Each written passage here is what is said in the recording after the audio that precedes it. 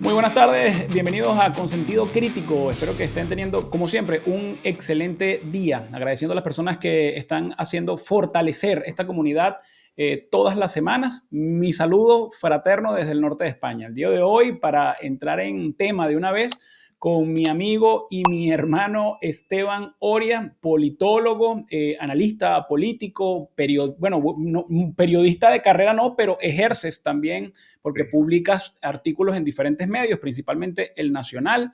Y Esteban, bueno, quería hoy contar contigo. Buenas tardes, ¿cómo estás, hermano? ¿Cómo te va? Gracias, Eduardo. Bueno, bien, aquí estamos, tú sabes, trabajando, pues. Eh, Es lo que nos Contento de estar toca. en tu programa, que cada vez lo veo que crece y crece y crece. Te felicito. Bueno, muchísimas gracias, hermano. Ahí voy siguiendo tus pasos. Igual nos tienes que recordar cómo se llama tu canal, Esteban, para que las personas que hoy nos vean y no sepan de tu canal también puedan llegar allí. Vamos a darle de una vez para que nos los presentes. Actualidad con Esteban Oria y también en la red X, @Esteban Perfecto. Oria. Perfecto. Esteban, hermano, mira, el día de hoy, bueno, nosotros siempre estamos compartiendo información, compartiendo puntos de vista, porque, bueno, sí, de hecho lo hacemos antes de tener estas plataformas digitales, porque nos interesa y nos vemos muy, digamos, comprometidos con el tema de Venezuela y además nos gusta ir viendo qué hay más allá de lo que se puede ver y lo que se puede palpar. Tú has estado haciendo unas publicaciones bien interesantes y unas denuncias bien interesantes que me gustaría que compartieras con las personas acá en el programa. Obviamente yo también escucharlas porque quiero que las amplíes. Hemos hablado un poco de eso, pero he esperado el programa para ampliarlas. Esteban, entre lo principal que quiero que nos ilustres y nos detalles es esto que tú has venido desarrollando, esta investigación que tú has venido desarrollando, donde se puede hablar de una voluntaria, un desinterés voluntario o una ignorancia supina en cuanto a lo que se dejó de hacer, una negligencia, perdón, esa sería la palabra, una negligencia por parte de Edmundo González y María Corina Machado, donde ellos dejaron de hacer algunas formalidades que muchos nos pudieran ayudar en este momento, pero no se hicieron en su momento. Sobre eso me gustaría que nos hablaras y nos detallaras, hermano. Sí, mira, hay una diferencia bien asentada entre una denuncia de fraude electoral y una denuncia de golpe de Estado. Eh, de cara a lo que puede interpretar la comunidad internacional. Si tú denuncias que hay un fraude electoral, entonces estás dando a entender que existe una institucionalidad funcionando en el estado donde se está produciendo esta irregularidad. De hecho, es una irregularidad. En tanto, si denuncias que hay un golpe de Estado, estás hablando de que ya no existe ni siquiera un Estado de Derecho. Así que implica que no hay garantías constitucionales, ni políticas, ni sociales, ni económicas, haciendo acento fundamentalmente en las garantías políticas. La pregunta que nos hacemos con base a esta reflexión de entrada es, ¿qué sucedió en Venezuela? Ese es el punto en donde yo trato e intento de explicar que en Venezuela, desde el 28 de julio, se ha producido una ruptura constitucional que no fue denunciada de la forma adecuada. La denuncia de ruptura constitucional, cuando la haces, la tienes que hacer en los tiempos. Entonces, no puedes denunciar que sucedió algo 6 meses después, porque hay una serie de eventos que transcurren a lo largo de ese periodo que necesitan estar amparados bajo la denuncia, que si deja de hacer, entonces se convierten en parte de la historia, de la narrativa dominante en ese momento. En ese sentido, desde el 28 de julio y en adelante, para los ojos de quienes estuvieron en la vocería de la plataforma unitaria democrática, que eran la base política que sostiene y que sostenía al candidato en ese momento y después electo, presidente electo Edmundo González, para esa gente, lo que sucedió en Venezuela fue un fraude electoral, que sigue siendo inclusive en la actualidad. O sea, que esa narrativa no ha cambiado. Esto cambia profundamente no solo la historia o la memoria histórica, no cambia las oportunidades que pudimos haber tenido los venezolanos de cerrar un ciclo tenebroso y entrar en otro. O sea, de salir de la mentira para entrar en algo más realista, o sea, en la realidad. Inclusive yo creo que le tomó por sorpresa incluso al mismo gobierno, al mismo régimen de Nicolás Maduro, que esperaba de nosotros por lo menos un mínimo de sindéresis y de criterio de oportunidad. Porque si bien recuerdas, el mismo Padrino López denunció en lo que yo he llamado inversión acusatoria, que es una especie de reflejo espejo, que ellos estaban siendo objeto de un golpe de Estado. Imagínate tú cuando lo estaban dando. Claro.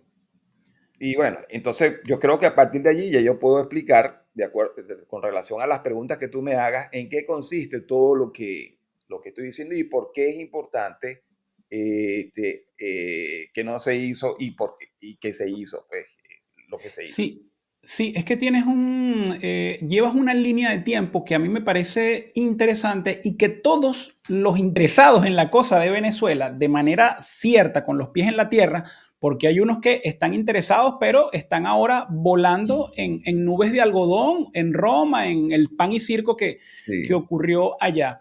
Porque de hecho tú haces algunos comentarios, Esteban, que me hacen recordar algunas cosas y hay unas que ni siquiera lo recuerdo y tengo que aceptártelo con un poco de vergüenza. Por lo menos el discurso de Padrino yo no lo recuerdo. Tú tienes ese video, lo sí, vamos a compartir acá hoy porque me parece, sé que él hizo una comunicación, me imagino que habrá sido esa, donde él, bueno, dice algo acerca de lo que estaba ocurriendo, pero fíjate tú cómo lo explicas, ¿no? Y además esto también lo explican de una manera bastante, bastante práctica los transitólogos, lo que son las acciones espejo. Él denuncia un golpe de Estado cuando realmente lo que ellos venían siendo también era una violación sostenida a lo que es el proceso electoral. Sin embargo, Esteban, yo quiero que tú nos expliques algo porque yo he sido bastante claro en mi posición desde hace ya por lo menos un par de años, donde pues todo lo que tenga que ver, de hecho, esta posición viene desde hace al menos 7 años, después del 2018, donde aquí esto no va a responder de ninguna manera a elecciones. Y aclaro algo, no es que en las del 2018 creía, pudiese decir entonces que en las últimas elecciones que yo pude haber creído que esto podía responder a votos, pudo haber sido, o seguramente fue en el 2015, cuando la Asamblea. Y me baso en que lo del 28 no era necesario, ni las muertes, ni el movimiento, ni estas comparsas para bañarse de gente de María Corina Machado eran necesarias para decir, ah, no, es que es ilegítimo.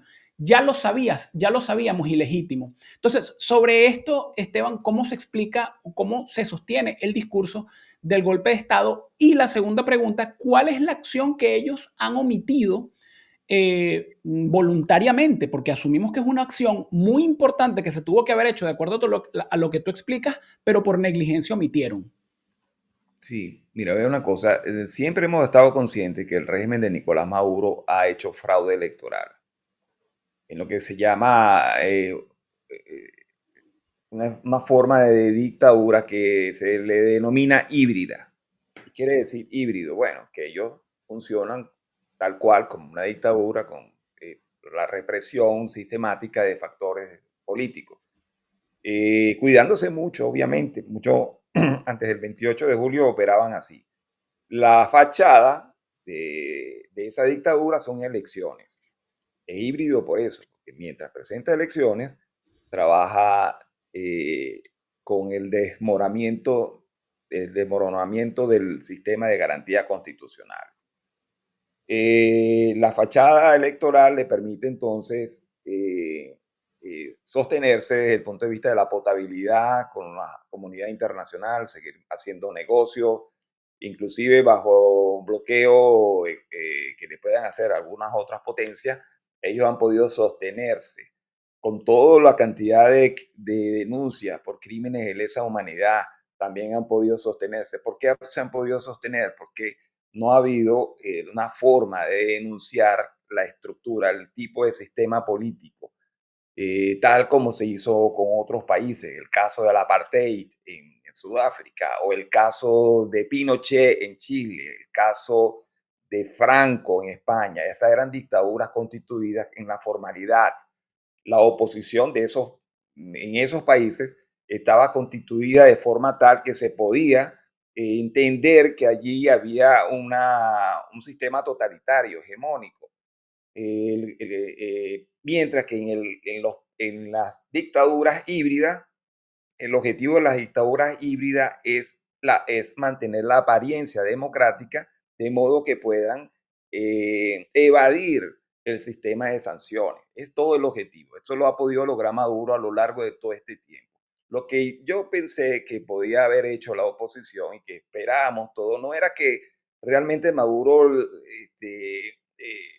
aceptara los resultados, no lo iba a hacer nunca, pero sí que por lo menos cerrara el ciclo de la mentira, de la fachada electoral, para darle el verdadero carácter al régimen, más allá de la informalidad, porque todo el mundo dice Maduro es un tirano, Maduro es un dictador.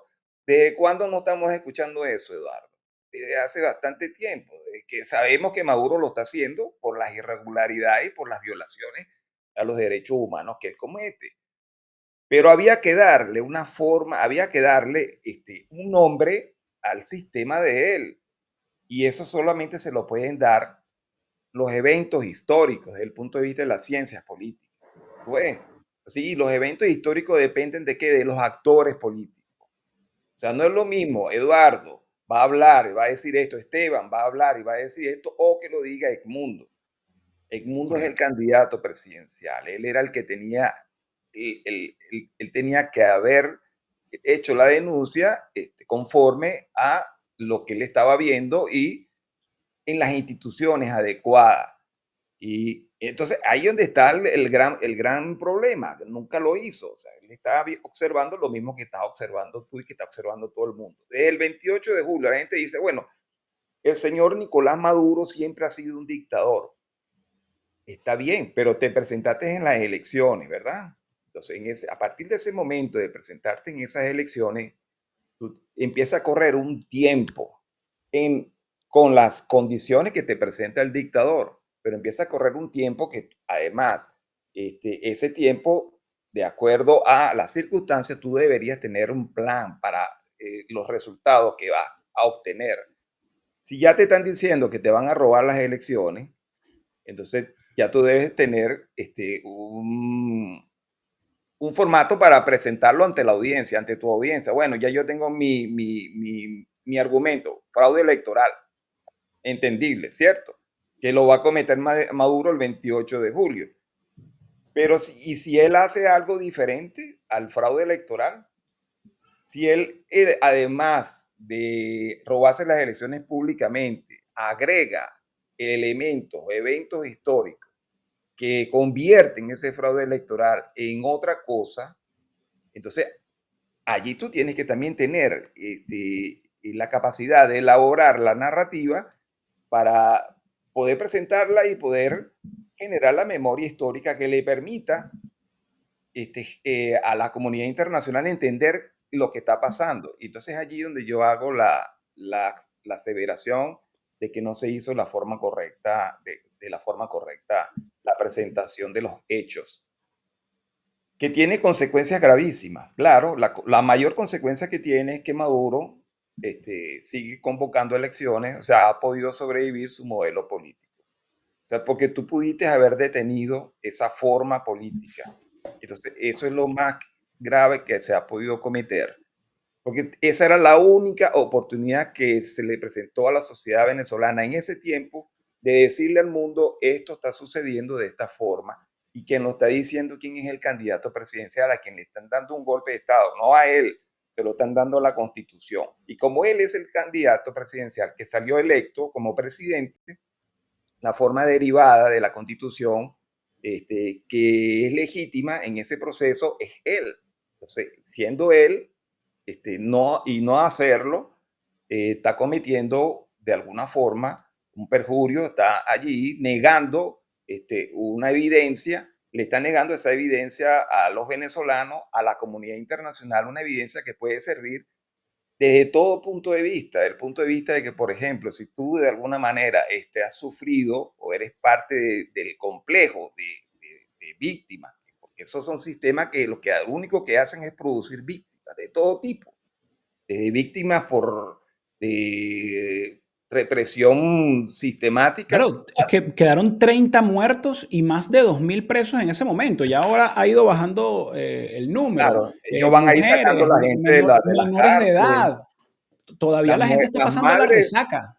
Las madres de esos niños, muchas dijeron que fueron violadas, abusadas sexualmente. Es una cosa terrible lo que sucedió. ¿Cuántas personas que fueron arrestadas, que tenían, ¿cómo se llama?, enfermedades de todo tipo, precedentes, murieron allí? Creo que 5 o 6 personas Han que muerto tenían 5 personas, algunos por suicidio, algunos sencillamente por complicación de las condiciones las de condiciones salud. médicas, Pero tenían volvemos familiares a eso. que Sí, sí, Esteban, el tema que tú dices y es lo que muchas personas hemos venido diciendo y es impopular. Hay gente que es que tú no entiendes la estrategia y el plan que tenían. Es eso que es no total hubo ignorancia, es una nunca. ignorancia completa. Por ejemplo, yo he encontrado gente que inclusive han sido víctimas de ese proceso que te dicen lo que me estás diciendo tú. Ahora, el tema acá no es eso, sino el tema es que si tú fuiste víctima durante ese periodo, desde el 28 hasta el 9 de enero, porque el 10 de enero fue que María Corina y el mundo denunciaron que hubo un golpe de Estado. Si tú fuiste víctima en ese periodo, eh, fuiste víctima de un fraude electoral, no de un golpe de Estado. O sea, fuiste víctima de eso. Y lo peor es que eso no te sirve para absolutamente nada cuando vayas a presentar cuando vayas a presentarte ante un tribunal y solicitar una reparación.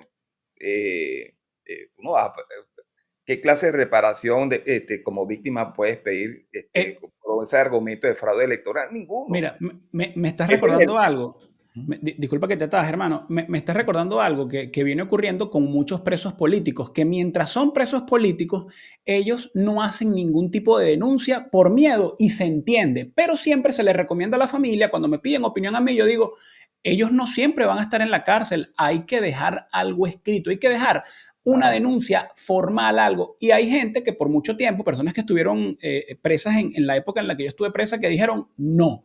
Porque bueno, tengo la esperanza de que no me tomen en cuenta como preso político y bueno, me den la libertad.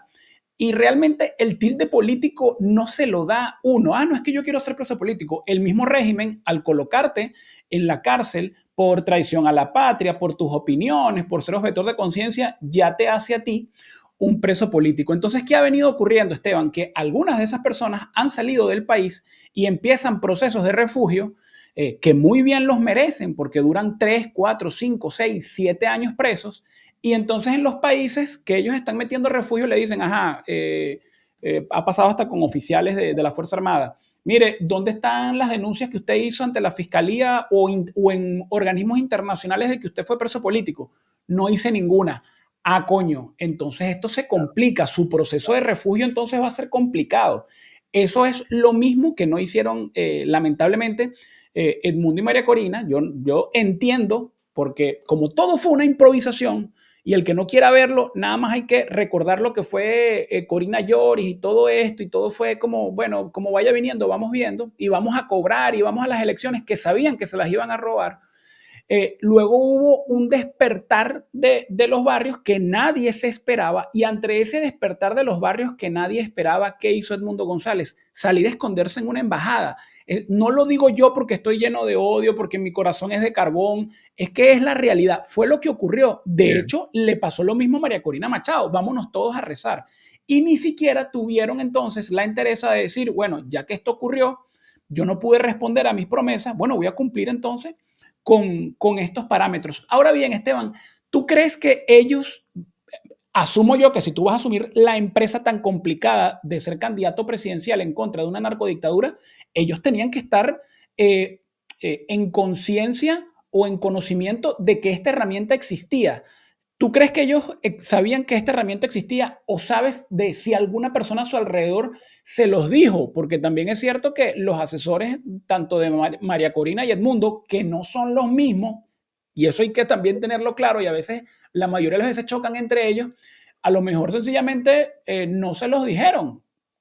¿Crees que ellos hayan Sí. estado en cuenta de esta opción, de esta posibilidad? Mira, hay una situación, lo que yo llamo el complejo entramado de intereses dentro de la oposición venezolana. Como bien sabes, esta constitución, la constitución del 99, es una constitución chavista, ¿eh? Que tiene sus bemoles, tiene elementos del 61, como tiene otros elementos nuevos, novedosos, que lo que hacen es crear más burocracia. Claro, Eso es toda la diferencia entre una y otra cosa. Eh, eh, yo puedo presumir que hay gente, mira, como es del 99, no nos interesa. Incluso hasta al punto de odiarla, la odiamos. Todo eso es válido todo eso es válido como tu forma de pensamiento. Sin embargo, lo que no puedes evadir es que es la utilidad de una herramienta y el ambiente en el que te estás desarrollando y el compromiso que estás asumiendo. Si te vas a presentar en unas elecciones, estás asumiendo que estás jugando con las reglas que se te está presentando. La principal regla que se te está presentando es la Constitución, independientemente de que Maduro la esté violando a cada rato. Y tú la estás viendo, estás presentándote y tú puedes decir, mira, va a pasar lo siguiente. Bueno, como te dije, va a pasar un fraude electoral. En el marco del fraude electoral, eh, vas a jugar con ciertas reglas. Bueno, ahí está el tema de la manipulación de actas de los resultados. Eso sucedió en el fraude. La compra de votos, la coerción al votante, eso sucedió también. La ventaja mediática, bien sabes que sucedió. El control del árbitro electoral, en el caso del CNE en Venezuela, eso sucedió también. Y después del fraude, que se va a mantener la apariencia de una elección, así sea falsa, eso sucedió, todas esas cosas sucedieron. Eso constituye este, el argumento del fraude electoral, ¿verdad? Pero ¿qué más sucedió además de esto? Lo que yo vuelvo y digo e insisto, el uso de la fuerza. Cuando empieza a usar el uso de la fuerza, de la forma como se empleó la militar y la policial para imponer al régimen de Nicolás Maduro, que por cierto ya estaba ido. Ya cuando la gente sale a la calle en la cantidad como sucedió en ese evento del 28 y 29, ya Nicolás ya desde el punto de vista de la fuerza misma, ya le estaba totalmente con la maleta en la calle. ¿Cómo él es ¿Crees regresado? eso, hermano? ¿Crees que el 29 Sí, ellos él evaluaron estaba, el tema de entregar? él estaba en la calle, hermano. Si no sale Padrino López, que lo regresa, Nicolás sale, porque bien tú ves que fue superada, las fuerzas propias de ellos, que son los paramilitares, los colectivos, fueron superados por la masa de personas que salieron de los barrios y de todas partes. Esa gente se escondió, eso no estaban en ninguna parte y no estamos hablando de que aquí hubo, como bien tú le dijiste, hubo un operativo o hubo algo que estaba planificado. El otro punto que te quería comentar, bueno, se usó la fuerza policial, también hubo la supresión de libertades, hubo el desconocimiento de los resultados legítimos, hubo la eliminación de las instituciones desde el punto de vista de facto. O sea, no tenías a dónde acudir, no había fiscalía que te pudiera proteger. Claro. O sea, el gobierno empezó a usar la fuerza desde todo punto de vista, sin legitimidad, sin legalidad. Se estaba instaurando un estado de facto. Ahora, el punto acá, teniendo todos esos elementos a la mano, tú entonces tienes el concepto. O sea, el concepto que sale de allí no es fraude electoral. El concepto que sale, es el concepto político. Entonces, si tú tienes unos asesores que están allí observando lo que está pasando, te tienes que decir, estás obligado a decirle a tu consultado que el concepto político que tienes que usar es el de golpe de Estado, es el del Estado de facto. No hay otra cosa. Ya tú no puedes hacer más nada porque tú estás desarmado, tú eres un civil. mientras que lo que está al frente tuyo es un militar que está armado y que está haciendo actos de abuso de autoridad consciente de lo que está haciendo. Entonces, cuando tú me preguntas, bueno, es que ya no tenías más nada que hacer. O sea, tenías que, en principio, la gente, decirle a la gente, se te está quitando la libertad, ya no tienes constitución, pero si tú te niegas, primero, en principio, a reconocer el lenguaje constitucional, porque odias la constitución, yo presumo que porque lo haces porque la odias, porque no te da alergia hablar de esa constitución, prefieres que caiga la constitución de ese modo como cayó, que fue lo que sucedió en ese evento del 30 de julio. Estás siendo parte entonces del mismo golpe de Estado que está generando el dictador. Estás haciendo caer la república junto al dictador. Eres tan criminal como el dictador, porque al tú dejar que esa república caiga de ese modo, en ese día en particular, siendo tú parte de ese evento, y no solamente parte, siendo actor principal, o sea, teniendo la vocería, dejas caer la república como la dejó caer Edmundo González. De ese modo, nos quitaste la posibilidad a todos nosotros de ampararnos bajo un evento histórico y de poder alegar ante todo el mundo, ante los Estados Unidos, ante España, ante Francia, ante la comunidad internacional, de poder alegar que en Venezuela existe un sistema político con las características que tiene, que fue formalmente instaurado en la fecha que se corresponde, que es la fecha del 30 de julio. Y tú, obviamente, tienes que decir que el evento empieza el 28, pero que tiene un cumplimiento de ruptura constitucional el 30 de julio. A partir de allí, ya no puedes hacer más nada. Tú no puedes alegar fraude electoral, porque ¿a dónde vas a alegar fraude electoral? Si tú alegas fraude electoral, lo tienes que hacer ante una institución que te Claro, en la reciba. sala, Tienes estamos que ir al hablando ante los TSJ. órganos judiciales que no hay en Venezuela. Ya el TSJ inclusive se empezó a cooptar, fue cooptado por el proceso del golpe de Estado, pero ya se había dado el golpe. O sea, tanto el TSJ como la Fiscalía, como el último poder, que fue la Asamblea Nacional, todos fueron cooptados en ese proceso. ¿Cuándo hace la denuncia Edmundo González?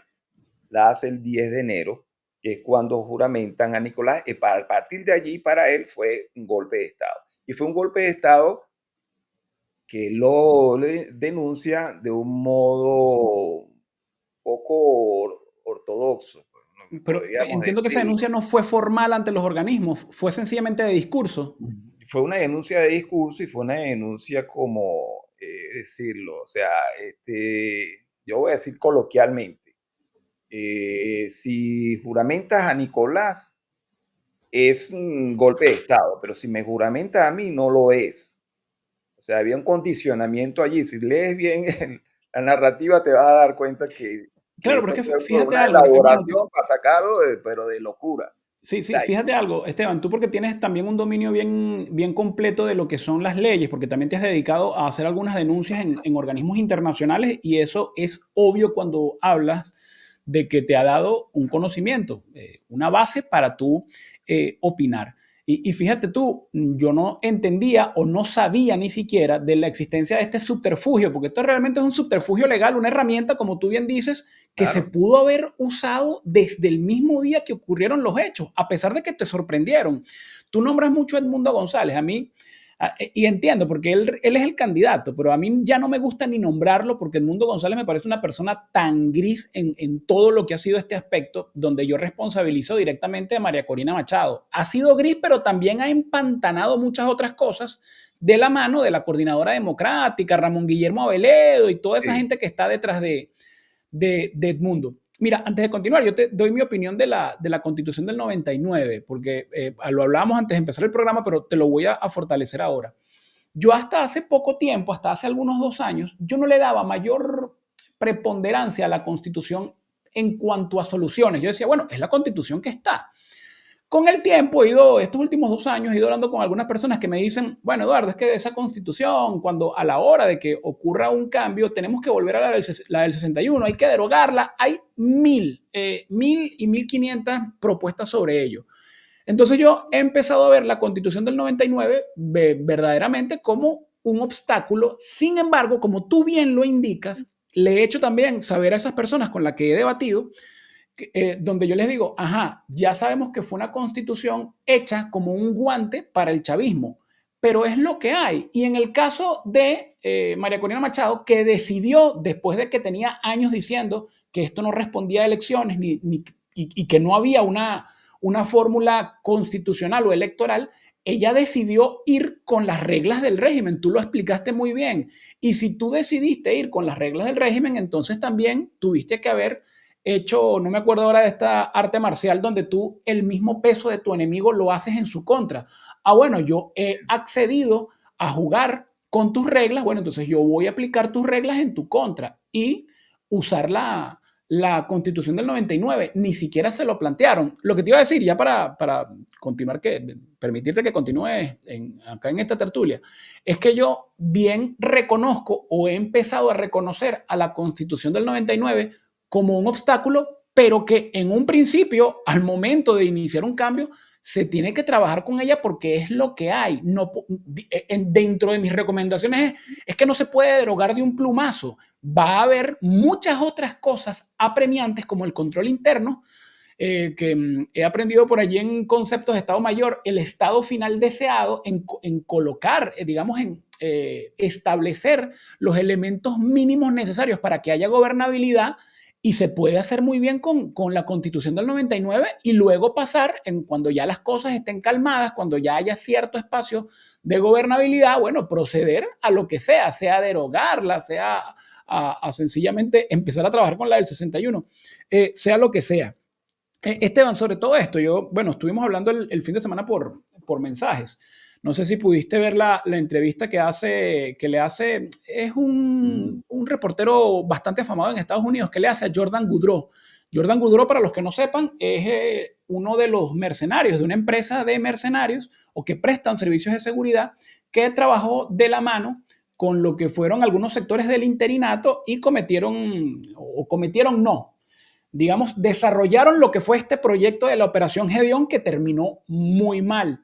Y bueno, muchas personas lo han señalado y tal. Yo voy a ver si dejo el enlace acá, porque esa entrevista hay que verla con papel y lápiz, porque él va soltando nombres y en palabras más, palabras menos, él dice, mira, hubo sectores del mismo gobierno de Estados Unidos que fueron cómplices directos de una conspiración que estábamos llevando a cabo nosotros, prácticamente por orden del gobierno de Estados Unidos, esos mismos sectores fueron los que nos delataron.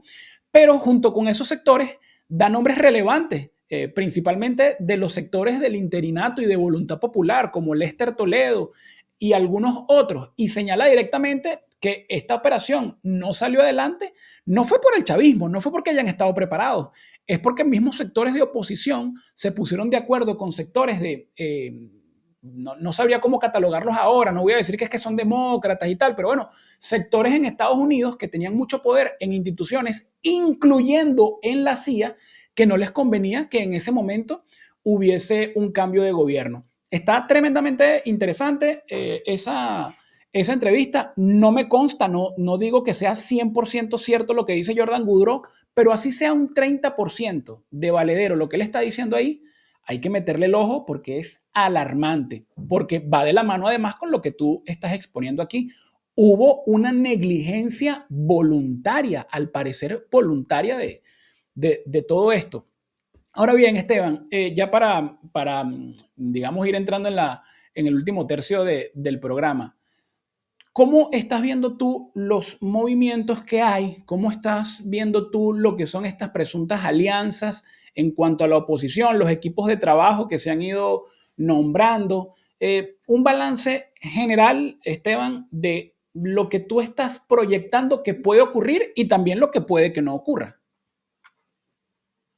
Mira, la oposición es la oposición de María Corina, es la oposición formalizada, que reconoce buena parte de la comunidad internacional. De hecho, le dieron un premio Nobel de la Paz. Me llama la atención que ni siquiera ella esperaba este premio Nobel, pues es bien conocida ese video donde la despiertan prácticamente, la llamada que le hizo el Un poco actuado, pero sí, entonces, pues, independientemente, pues, de que la haya recibido o no, el tema es que hay muchos actores a nivel internacional que han recibido el premio Nobel en prácticamente las mismas condiciones. Son de oposición, con gobiernos que son tiranías, son dictaduras. El más conocido es esta señora Anne Sweet, no, no me sé bien el nombre exacto, pero sé que es de Myanmar. Sabe muy bien que ella es la líder de un partido que creo que es el NLDP o el NLD. Y invito a la gente de todas formas que visite las páginas de noticias y conozca más de ella, pero en todo caso, en términos generales, Aung ella es, San Suu Kyi. Aung San exacto, Suu Kyi. ella misma. Entonces, ahí lo que ha sucedido es que esta líder recibió ese premio Nobel en el marco de que, en el marco de que este es un país que está bajo un golpe de Estado. Ellos, ese partido, retomó el poder en un proceso que hubo de negociación para elecciones, y a ellas no le permitieron ser la candidata, pero sí al partido se le permitió participar en las elecciones y ganaron. Al tiempo después, los militares le dieron un golpe de Estado y ella ahora está arrestada en su casa. Eh, si ves ahí cierta similitud con el caso de María Corina, que está en Venezuela bajo refugio, en algún lugar, está en la clandestinidad, y su partido, que es el Partido 20 de Venezuela, de ser un partido, si hubiese un escenario electoral, en este momento arrasarían las elecciones, parecido al que está pasando en otro país. Y ves que hay ciertas cosas que se asemejan, hay un golpe de Estado no denunciado, y hay una estructura militar gobernando. Entonces, esta gente del premio Nobel tiene, o sea, porque hay muchos que han dicho, pero ¿por qué le dieron el premio Nobel a ella y esto y aquello? Bueno, yo les estoy diciendo, no es la primera, se la han dado a otro, y esto tampoco quiere decir que los países sean liberados, o sea, que a la final no es una, para quienes esperan que haya una liberación o que esto signifique que va a haber liberación automática, pues no es tan buena la noticia en el sentido de que la mayoría de los que han recibido ese premio Nobel en los tiempos recientes viven en países donde las dictaduras todavía siguen dominando. Lo otro es que me habías preguntado de María Corina, de Mundo. Mira, lo otro es que Mundo sale del país en esas condiciones. Recuerda que fue presionado para que firmara un documento para que reconociera los resultados electorales, una cosa traída de los pelos, que fue una coacción pues abierta de parte de Jorge Rodríguez, su hermana Delcy. Señor Edmundo en ese momento tuvo una conversación con ellos, pues nadie sabe qué conversaron, pues, a la final es así, pero sí que hubo esa firma y él salió de Venezuela rumbo a España en proceso de negociación. Eh, y que bueno, muchos de nosotros vimos, bueno, hay una oportunidad para que él desde el exterior denuncie que es un golpe de Estado, que todo esto, bueno, a la final nunca se pronunció, a pesar de que inclusive fue sacado de esa forma. ¿Qué es lo que hubiese sido lo más ético, por decirlo? Porque algunos dicen, pero ¿cómo tú vas a plantear eso? La verdad es que cuando tú te presentas como candidato en un escenario como el de Venezuela, sabes muy bien que ese puesto implica unos riesgos extremos. Estamos hablando de un dictador, que el mismo Josep Borrell ha calificado de un tirano sangriento.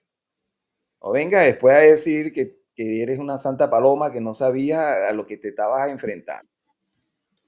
A ti te ofrecen ese puesto, Eduardo. ¿Qué te están ofreciendo? Te están ofreciendo 50%, que salgas eh, Claro. caminando, el otro 50% no se sabe en qué condiciones vas a salir. Entonces, si tú no quieres salir de otra forma, no te presentes en esa posición, hazte el loco.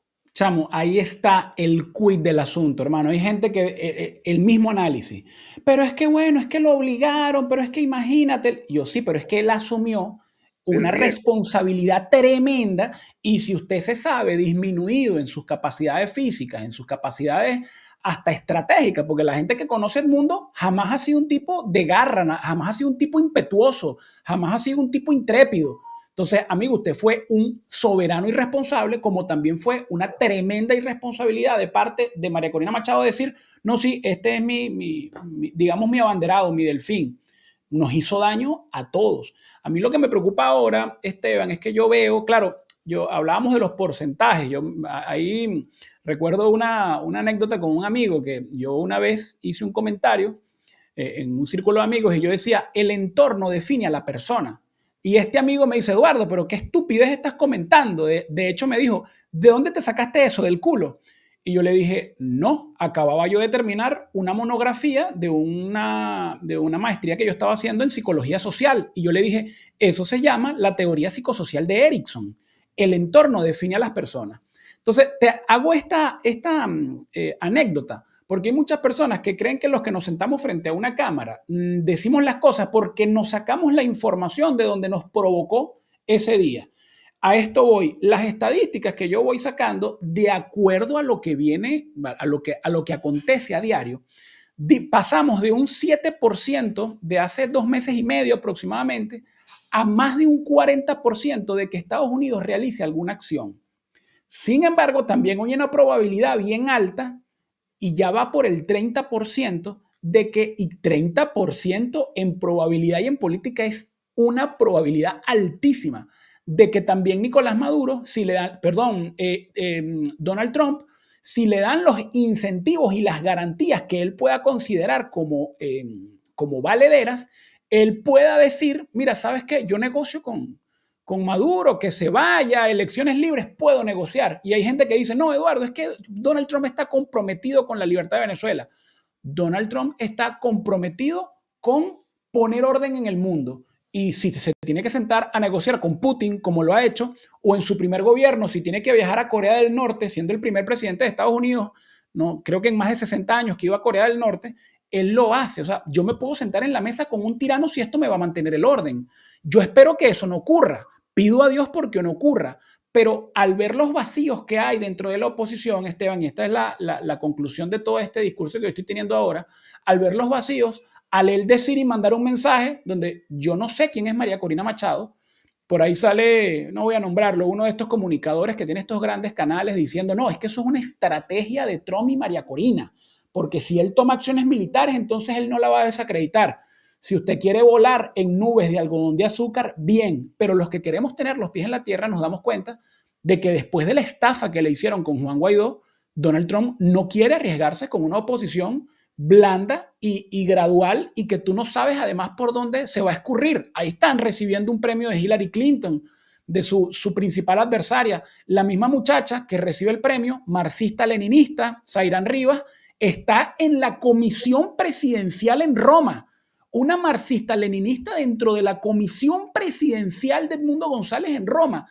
Tú dices, coño, pana, aquí están pasando cosas y el que no las quiera ver y no se quiera preocupar, no sé cómo está metabolizando las realidades. Sobre todo, partiendo de todo esto que yo voy diciendo, Esteban, ¿a dónde crees tú que vamos? Bien, mira, es incierto el futuro, ya. Es incierto desde el mismo punto de arranque de que lo que te comenté, pues si tú no construyes la realidad basado en los hechos desde un principio, pues si lo haces basado en la forma en que tú ves las cosas, si la ves bajo tus propios intereses políticos, los antepones a lo fáctico, a lo formal, si tu proyecto político está por encima, inclusive, de la constitución, que es lo que sucedió, entonces el resultado va a ser que todo lo que emerja en el futuro se va a plantear en esos términos. O sea, qué tan importante entonces, pues, cuál es el alcance de ese poder que supones tener. La estructura de la mesa de la unidad y de la plataforma democrática, como quiera que se llame esta estructura, siempre va a ser la misma. Van a ser actores políticos caracterizados por sostenerse económicamente Y así ha pasado. Pues fíjate que yo no sé realmente de dónde sacan, de dónde obtienen dinero para financiarse sus sueldos, porque nunca han sido lo suficientemente transparentes como para decirle a la comunidad venezolana que tienen un presupuesto y que ese presupuesto se sostiene de los activos de los venezolanos en el exterior. Si ojalá o sea, pudiéramos los venezolanos tener ese tipo de información, quizás hubiese más confianza. Pero bueno, ese es uno de los miles de ejemplos. El caso de los intereses políticos, de determinados partidos políticos. A ellos no creo que les convenga que Edmundo o que María Corina hubiesen denunciado el golpe de Estado, porque cambiaría la forma política también de ellos. O sea, pasarían de ser una oposición electoral que trabaja en ese formato electoral donde los partidos de la internacional le están financiando para supuestamente elecciones, donde se financian las mesas de negociación, donde se financian una serie de cosas, pasarían de ser eso a ser algo más arriesgado, como es el caso de las resistencias políticas, que son otra cosa, y tú sabes muy bien qué significa eso. Entonces, significa que entrarían otro tipo de actores que conocen de otra materia. El caso, por ejemplo, de lo que sucedió en los tiempos de la invasión nazi en Francia, Hitler dejó encargado a media Francia a general Pétain y se creó la República de Vichy. Pues De Gaulle no iba a crear un equipo de fútbol para enfrentar a Vichy. Claro, Creó el Frente Nacional de la Resistencia, donde estaba metido Titiri Mundachi. Estaba metido desde los republicanos, los nacionalistas, los liberales, los socialistas y hasta los comunistas. Todo el que tenía algo en contra de Hitler, pues era útil a los efectos de la república. Entonces, cuando tú hablas en los términos, en los conceptos constitucionales, entonces empiezas a hablar de república, de constitución, empiezas a hablar de resistencia, empiezas a hablar del ideal nacional y todo ese tipo de cosas. Cosa que tú no vas a escuchar ni entender en la oposición venezolana que solo habla de elecciones y de los partidos políticos. Entonces hay una disociación en la realidad, en la mente de esta gente. Mientras Maduro, que es el que está sentado al frente, es ya, no es que como antes del 28, bueno, aparentaba la democracia, no. Ya Maduro se viste como militar incluso, ya él es un militar. Mientras ya él es eso, y tú bien lo sabes, que tú fuiste militar, en el uso de las armas, del otro lado hay estos sujetos disociados hablando todavía de elecciones y de fraude electoral. ¿Y tú qué puedes esperar de eso? Esperando que alguien les resuelva el problema. Es un problema que debe ser resuelto, que me imagino, no porque yo lo diga, es porque Maduro ha puesto eso en el terreno. Es un problema que se va a resolver solamente en el campo militar o en el campo de la presión internacional a un nivel tremendo. Pero para eso necesitas tener una oposición responsable y seria. En el caso del apartheid en Sudáfrica, ahí tenías a Mandela, que pasó no sé cuántos años preso. En el caso de Venezuela, no sucede así, porque el mundo se fue. El mundo no, yo no estoy diciendo que tenía que haberse quedado preso, sino que él, como derivación directa, el cargo que él asumió era una derivación directa de la Constitución. Al ser derrocada la Constitución, lo menos que se espera es que el representante directo, bueno, acompañe ese proceso junto a esa constitución. Y todo lo demás, bueno, muy triste todo lo que tengo que decirte. Pues realmente es hasta cansón, porque inclusive lo he estado diciendo repetidamente, como un proceso no de catarsis, Eduardo, sino que además yo pienso que lo estoy liberando, quiero como que una vez que lo haga, dedicarme a otros asuntos. Quiero ir a tecnología, tú sabes muy bien que yo vengo también de ese campo, quiero trabajar ese formato en mi canal, quiero volver al mercadeo, quiero trabajar el turismo, hacer otras cosas, geopolítica internacional. A mí me parece que el tema venezolano está agotado, la misma población venezolana, incluso a veces terca, no entiende que la están manipulando, que la usan, que son usados como carne de cañón por la oposición venezolana, que esta fue su última oportunidad y que si sigue siendo parte de lo que está haciendo la oposición es ya porque son unos enfermos, pues, porque ellos mismos no entienden o sea, son unos, no decir masoquistas, que les gusta seguir este, siendo parte de una manipulación tan grotesca como la de esta gente, que solo está buscando, a mi entender, dinero para sostenerse, así sea a costa de los miles de arrestados y que seguirán habiendo más arrestos y de las cientos de personas que han sido víctimas de la represión al punto que han fallecido. Y eso es Sí. lo más triste que se Es puede decir. tremendamente triste. Yo el día de ayer publiqué una carta abierta a María Corina Machado por el Nacional, los invito a que la lean, donde yo digo que yo me Vale. frustraba antes, me frustraba mucho, porque yo decía, ¿por qué la oposición comete tantos errores? Hasta que entendí que es su manera de ser. No es que para ellos no es error y para ellos no es importante la población, no es importante el país, es importante el poder y yo poder seguir en esta dictadura donde me autotitulé el único merecedor de gobernar Venezuela o de ser oposición. Y eso es trágico. Tú nombrabas a Mandela, las grandes diferencias, ¿no? Yo, como siempre, con bastante sentido crítico, voy viendo los perfiles, pero lo de Mandela, de verdad, llama mucho la atención porque Mandela hizo lo que se le recomendó hasta la saciedad, que es lo que yo recomiendo en la carta del domingo, y ya mucha gente me dice, Eduardo, ya eso no va a pasar. Pero yo digo, María Corina, si quiere hacer algo bien, tiene que romper inmediatamente con toda la oposición, con todos los que nos han mantenido en esta miseria, que es más del 90% de su círculo actual. ¿Y Mandela qué hizo cuando sale en libertad? Chamo, Mandela le pateó a todas las personas que eran de su círculo, que habían estado presos con él, a la misma Evelyn Mays, que era la esposa de Mandela, le dijo, mira, rompo contigo, no quiero nada que ver contigo porque ustedes van por un lado y yo voy por el otro. Lo mío es la reconstrucción de Sudáfrica, lo mío es, bueno, realmente llegar a un gobierno y que tengamos realmente una gobernabilidad, algo sostenible, y yo con ustedes me estoy dando cuenta que no voy para ningún lado. Entonces, mira, rompemos. Y eso sí lo hizo Mandela con su propia esposa, mamá de su, si no me equivoco, era un hijo, no sé si llegaron a tener dos hijos. Bueno, no me sorprende que María Corina Machado, como dicen, la dama de hierro y tal, no pueda romper la afinidad que tenga, sea por compromiso, sea porque estudió con los hijos de uno, sea, con toda esta caterva de malandros que nos han mantenido y nos siguen manteniendo en esto. Oye, Esteban, un placer haber compartido contigo. Gracias por tu tiempo. Por favor, recuérdanos tus redes para que las personas de acá de Consentido Crítico puedan ir para allá, para saltar a tu canal. Así es, arroba Esteban Oria en X y actualidad con Esteban Oria.